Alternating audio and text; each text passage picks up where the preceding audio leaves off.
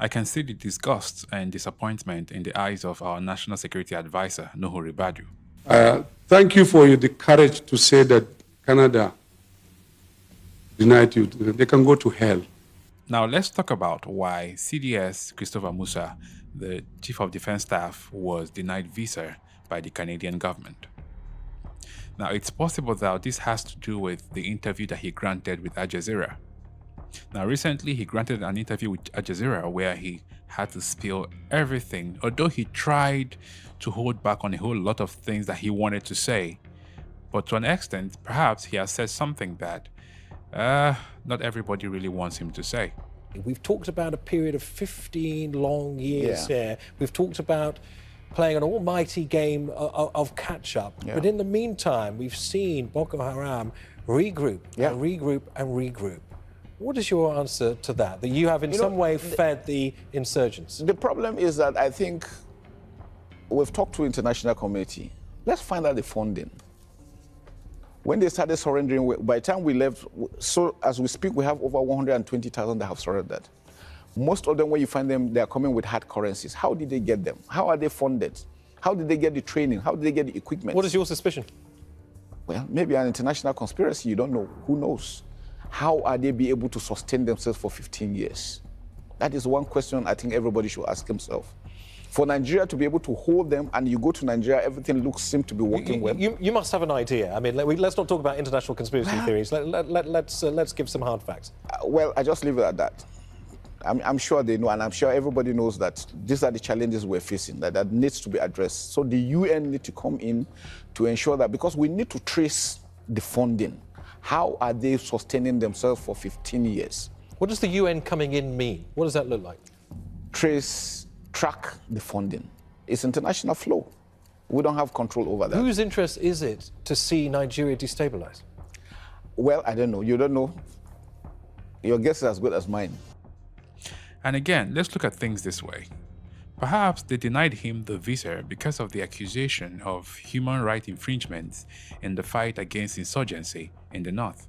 The Giwa barracks in the northeastern city of Maiduguri that has been allegedly holding children as young as 5 in hot, cramped conditions, not to mention allegations of beating, the sexual abuse of women and girls, where innocent civilians were meant to be in your care, treated this way. I mean, that's the big question Amnesty International raises. And they're prepared, sorry to interrupt, they're prepared to take you to the International Court of Justice to defend their views. Would you testify there? We're ready to go. We're not scared of anybody. And I can tell you, they have their own intent on why they are doing that. I think they just want to demoralize my troops, but seems some people are just hell-bent on making sure that we don't succeed.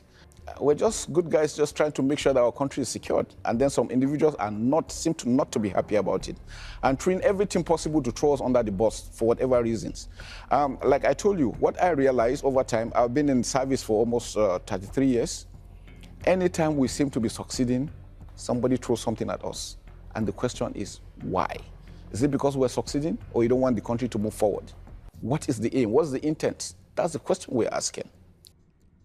Now, from watching that interview with Jazeera, now these are the points that I coined out. The General, Christopher Musa, may have supported the motion that foreign powers are making deliberate attempts to ensure that the Nigerian military doesn't succeed in the fight against insurgency.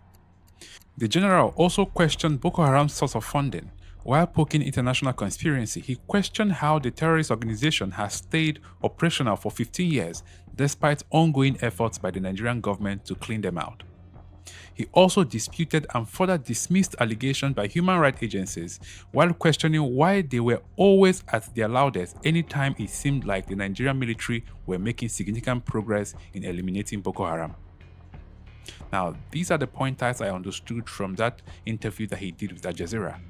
And guess what? He was trying to be economical with his talk, but he didn't fail to give out his points. Okay, he's of the opinion that there are conspiracies against Nigeria to ensure that the insurgency continues. He questioned a lot of things via the interview. So perhaps it might be one of the reasons why he was denied visa. Because let's get this thing straight. No other Nigerian politician have come out to claim that Canada denied them visa. So perhaps he's the first person who is coming out openly to say that the Canadian government denied him visa with other generals that he was supposed to travel with. So now, what do you think?